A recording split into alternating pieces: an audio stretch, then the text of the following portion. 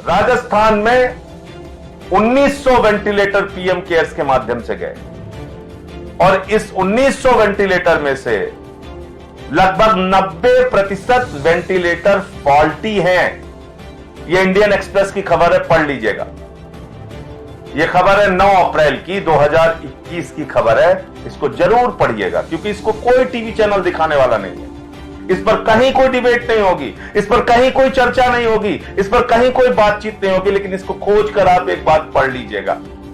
यह PM cares का made in India ventilator इसका सच है। मैं नहीं कहता आपसे किस पार्टी को आप वोट देंगे, आप दीजिए, जिस पार्टी को भी आप वोट देना चाहते हैं दीजिए आप, लेकिन कम से कम अपने सवालों पर, अपने मुद्दों पर सरकार से सवाल पूछना तो शुरू कीजिए। इन नेताओं को यह लगता है कि उनका कुछ कोई बिगाड़ नहीं सकता, वो जैसे चाहे हिंदुस्तान को चलाएंगे, जैसे चाहे आपको प्रताड़ित करेंगे, जैसे चाहे आपको जुल्म और जाति का शिकार बनाएंगे, जैसे चाहे आपको जानवरों की तरह ट्रीट करेंगे, उनका कोई कुछ नहीं बिगाड़ सकता। यह गलतफहमी कैसे दूर होगी अगर आप सवाल नहीं पूछेंगे, अगर आप सरकार को क्वेश्चन नहीं करेंगे। जिनको आपने वोट दिया, जिनको आपने समर्थन दिया, अगर आप उनसे कुछ प्रश्न नहीं करेंगे तो वो बेपरवाह होकर हमको आपको कुचलते जाएंगे। 35 लाख सरकारी नौकरियां खत्म हो रही हिंदुस्तान में। आपके मुंह से एक शब्द इस देश का नौजवान एक सवाल नहीं करता कि भाई हमारी नौकरियां छीन रहे हो तुम सरकारी विभागों को खत्म करके। आज इस कोरोना की महामारी में कोई हमारे देश के प्रधानमंत्री से नहीं पूछता। वो एक समय में रोने लगते हैं, उपदेश देने लगते हैं, बड़ी बड़ी बातें करते हैं और अगले ही क्षण वो चुनाव की रैली करने चले जाते हैं बंगाल में। पूरी की पूरी भारतीय जनता पार्टी देश को चिता पर पहुंचा के खुद चुनाव की चिंता में लगी हुई है। बंगाल की चुनाव रैली में देश के गृह मंत्री घूम रहे हैं। बंगाल के चुनाव रैली में हमारे देश के प्रधानमंत्री दीदी ओ दीदी, दीदी ओ दीदी चिल्ला रहे हैं। यह इनका चरित्र है, यह इनका असली चेहरा है, यह इनका क्रूर चेहरा है। लोग मरते रहें गुजरात में, सूरत में, अहमदाबाद में, उत्तर प्रदेश में, भोपाल में, लखनऊ में, रायपुर में। भयावह तस्वीरें आए महाराष्ट्र में, भयावह तस्वीरें पूरे हिंदुस्तान से आए, लेकिन उसकी चिंता नहीं करेंगे, उसकी चिंता नहीं करेंगे प्रधानमंत्री जी, उसकी चिंता नहीं करेंगे देश के गृह मंत्री। इनको चिंता है तो सिर्फ और सिर्फ बंगाल के चुनाव की।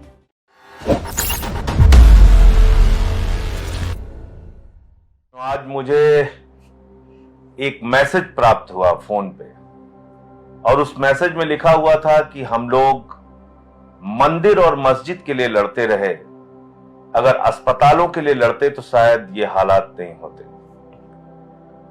और उस मैसेज ने कहीं ना कहीं मुझे झकझोरा अंदर से। यह बात बिल्कुल ठीक है कि हमारी जिंदगी की प्राथमिकताएं क्या है। आज कोरोना के हालत में देश में हमारी चिंता किस विषय के लिए है। जिस तरह की खबरें पूरे देश से आ रही हैं, मैं इस वक्त लखनऊ में बैठा हूं और लखनऊ के अंदर यहां शमशान को ढकने के लिए लोहे की चादरें लगाई जा रही हैं। मैं ये वीडियो आपको दिखाना चाहता हूं, क्या हालत है लखनऊ की। ये चादरें लगाई जा रही हैं लखनऊ के अंदर शमशान को ढकने के लिए। यहां का जो बैकुंठ धाम शमशान है, उस शमशान को ढकने के लिए चादरें लगाई जा रही हैं। अगर ये मेहनत, ये परिश्रम, ये चिंता अस्पताल बनाने में उत्तर प्रदेश की सरकार ने की होती, भाजपा की सरकार ने की होती, अगर ये चिंता वेंटिलेटर बेड बनाने में की होती, ऑक्सीजन बेड बनाने में की होती, तो आज शमशान ढकने के लिए चादर लगाने की जरूरत नहीं पड़ती। लाशों के जलने का जो दृश्य और वीडियो कल रात से लखनऊ में चल रहा है, आप भयावहता की कल्पना नहीं कर सकते।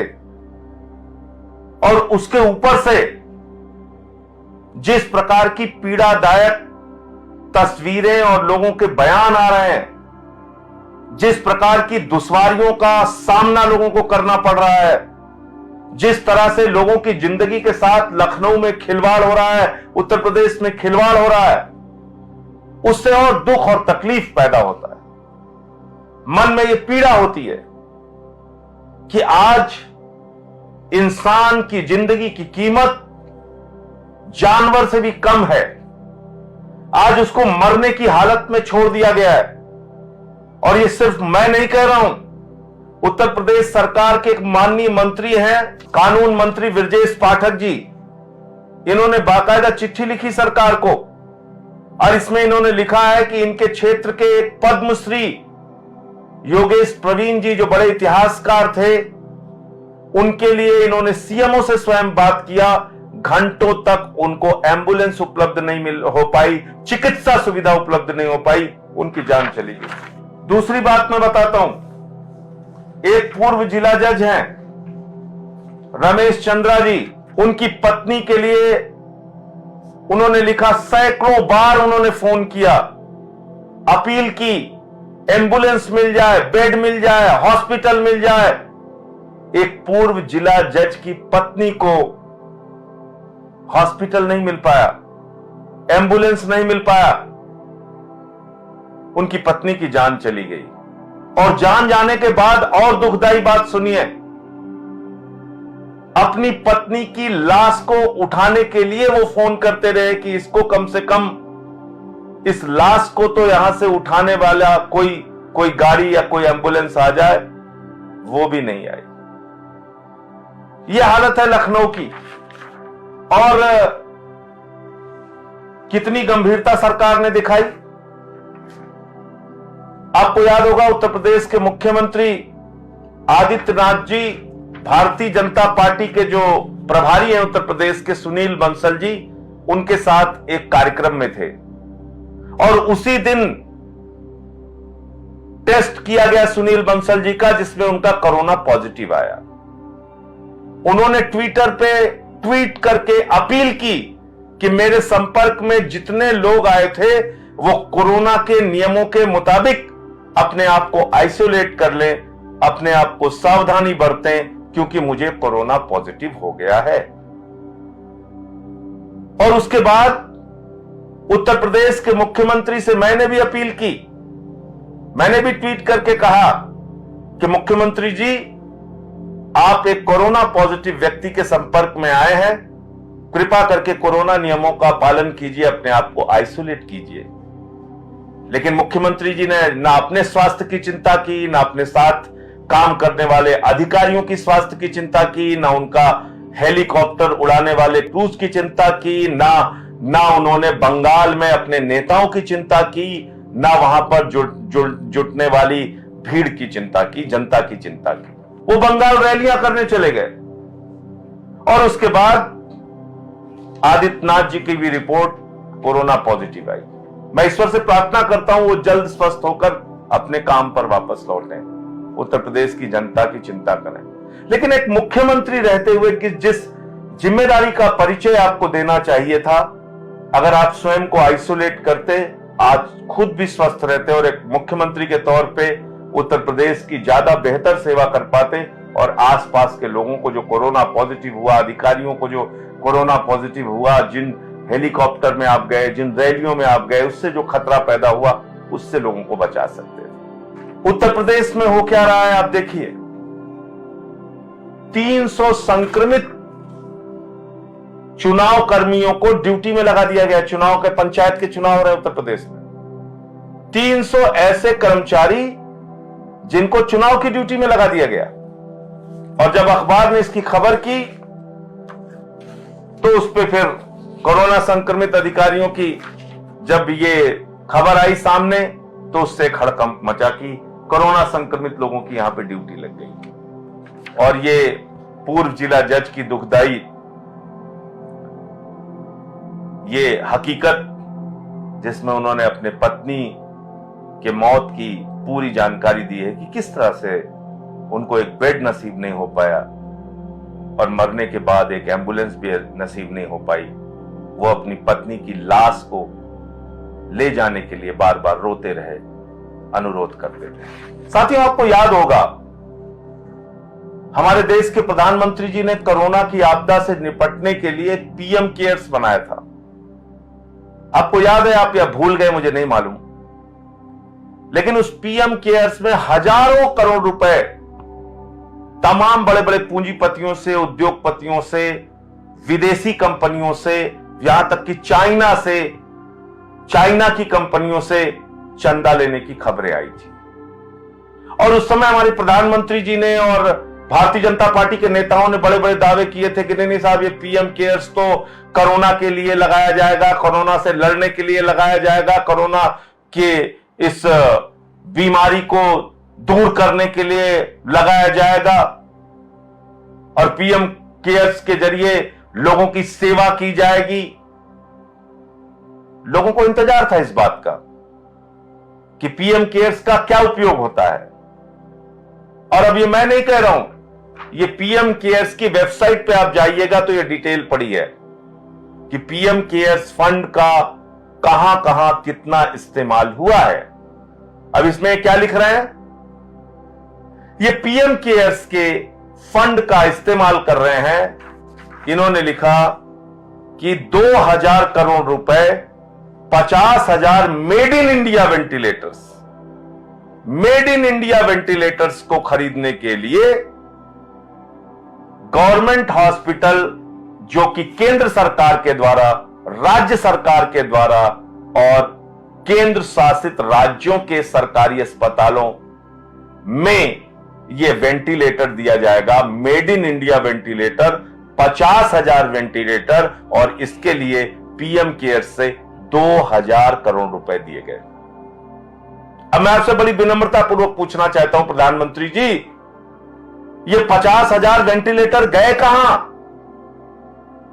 इसको आसमान खा गया या जमीन निगल गई? क्योंकि जिस लखनऊ में मैं बैठा हूं, जिस उत्तर प्रदेश में मैं हूं, यहां तो वेंटिलेटर बेड छोड़िए, ऑक्सीजन बेड छोड़िए, सामान्य बेड नहीं मिल रहा है लोगों को। लोग अपनी कोरोना संक्रमण की जांच कराने जाते हैं, घंटों लाइन लगानी पड़ती है। हॉस्पिटल में बेड के लिए जाते हैं, घंटों लाइन लगानी पड़ती है, उनकी जान चली जाती है। लाश चलाने के लिए परिवार वाले जाते हैं, घंटों लाइन लगानी पड़ती है। ये कहां गया 50,000 वेंटिलेटर? किसको दिया आपने? कहां इसकी खरीद हुई? किस मेड इन इंडिया कंपनी ने इसको बनाया? इसमें आगे लिखा हुआ है 1000 करोड़ रुपए माइग्रेंट लेबरर्स के लिए दिया गया और 100 करोड़ रुपए वैक्सीन के लिए दिया गया। यह डिटेल लिखी हुई है। 50,000 वेंटिलेटर बेड पीएम केयर्स के जरिए दिया गया। यह मैं नहीं कह रहा हूं, प्रधानमंत्री के पीएम केयर्स की जो डिटेल उनकी जो वेबसाइट पे पड़ी है उसके माध्यम से मैं आपको जानकारी दे रहा हूं।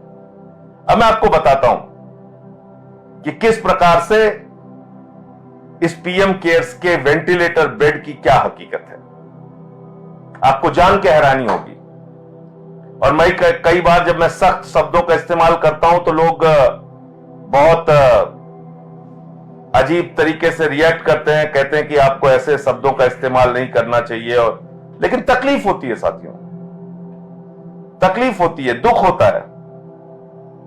राजस्थान में 1900 वेंटिलेटर पीएम केयर्स के माध्यम से गए और इस 1900 वेंटिलेटर में से लगभग 90% वेंटिलेटर फॉल्टी हैं। यह इंडियन एक्सप्रेस की खबर है, पढ़ लीजिएगा। यह खबर है 9 अप्रैल की 2021 की खबर है। इसको जरूर पढ़िएगा क्योंकि इसको कोई टीवी चैनल दिखाने वाला नहीं है। इस पर कहीं कोई डिबेट नहीं होगी, इस पर कहीं कोई चर्चा नहीं होगी, इस पर कहीं कोई बातचीत नहीं होगी, लेकिन इसको खोज कर आप एक बात पढ़ लीजिएगा। यह पीएम केयर्स का मेड इन इंडिया वेंटिलेटर, इसका सच है कि 1900 वेंटिलेटर में 1100 वेंटिलेटर वहां सप्लाई किए गए और जिसमें से 90 से 95% वेंटिलेटर खराब पाए गए, चल ही नहीं रहे। यह पीएम केयर्स फंड की हकीकत है। तो जो हजारों करोड़ रुपए पीएम केयर्स फंड में जनता का, बड़े बड़े व्यापारियों का, उद्योगपतियों का, पूंजीपतियों का पैसा लिया गया, वो पैसा कहां गया वो पैसा शमशान में दलाली खाई जा रही है, वेंटिलेटर की खरीद में घोटाला किया जा रहा है, वेंटिलेटर की भी खरीद में घपला किया जा रहा है। यह सवाल कौन पूछेगा देश के प्रधानमंत्री से? कौन उनसे सवाल करेगा कि पीएम केयर्स के पैसे का इस्तेमाल आप बंगाल की चुनाव रैली में कर रहे हैं या विधायकों की खरीद फरोख्त में कर रहे हैं? क्योंकि वेंटिलेटर जो आप खरीद रहे हैं वो तो खराब हो जा रहे हैं, वो तो फॉल्टी है, वो तो किसी काम के नहीं है। और कहां गए ये 50,000 वेंटिलेटर, मेरा फिर सवाल है। क्योंकि लखनऊ जहां मैं बैठा हूं, या तो वेंटिलेटर बेड छोड़ दीजिए। अभी हमारे मुख्यमंत्री जी ने कहा था एक हफ्ते पहले कि हम 2000 नए वेंटिलेटर और आईसीयू बेड बनाएंगे, उसका अभी तक पता नहीं है कोई हम लोगों को। तो इसलिए हमको आपको जगना पड़ेगा। मैं नहीं कहता आपसे किस पार्टी को आप वोट देंगे, आप दीजिए, जिस पार्टी को भी आप वोट देना चाहते हैं दीजिए आप, लेकिन कम से कम अपने सवालों पर, अपने मुद्दों पर सरकार से सवाल पूछना तो शुरू कीजिए।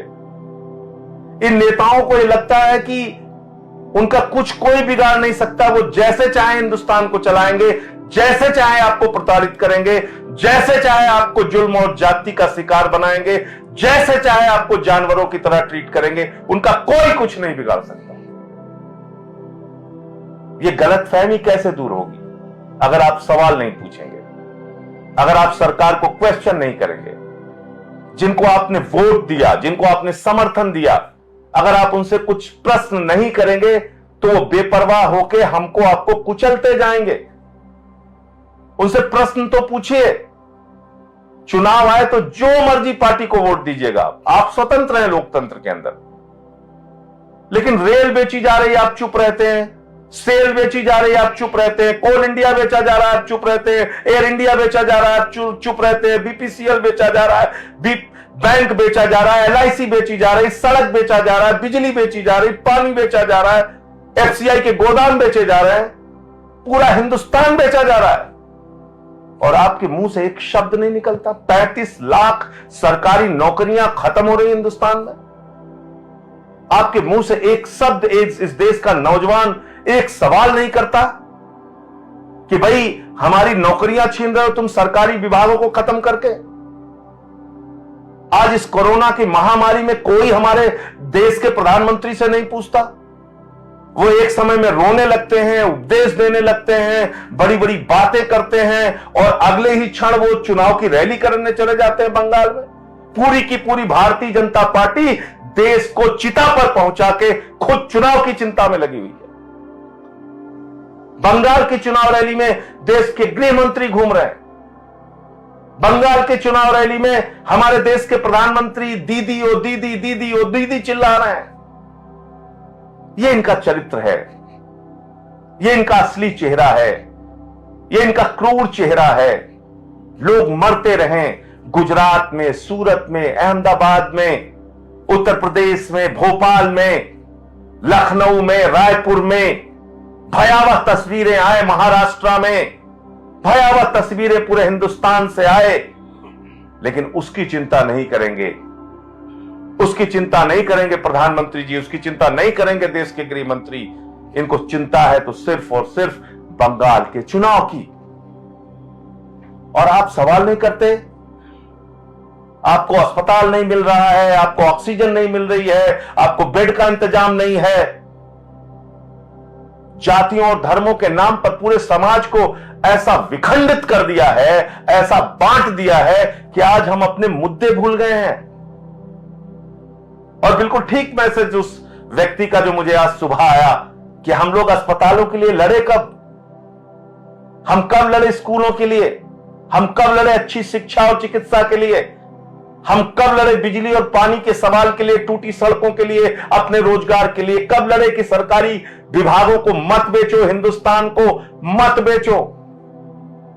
हम तो हमेशा मंदिर और मस्जिद के नाम पर लड़े, धर्म के नाम पर लड़े, जाति के नाम पर लड़े। इनसे ऊपर उठिए, इन सवालों से ऊपर उठकर देश के बारे में, अपने बुनियादी सवालों के बारे में, आज इस कोरोना की महामारी से हमें कैसे निपटना है, इसके बारे में सोचिए। एक बार फिर यही कह के अपनी बात को समाप्त करूंगा कि अगर हमको वास्तव में इस देश से प्यार है, इस देश के लोगों से प्यार है, तो कम से कम अपनी जिंदगी से जुड़े हुए सवालों पर, अपनी जिंदगी से जुड़े हुए मुद्दों पर सवाल करना शुरू कीजिए। इंकलाब जिंदाबाद। अगर आपको हमारे वीडियोस पसंद आए तो प्लीज लाइक करें, सब्सक्राइब करें और शेयर करें।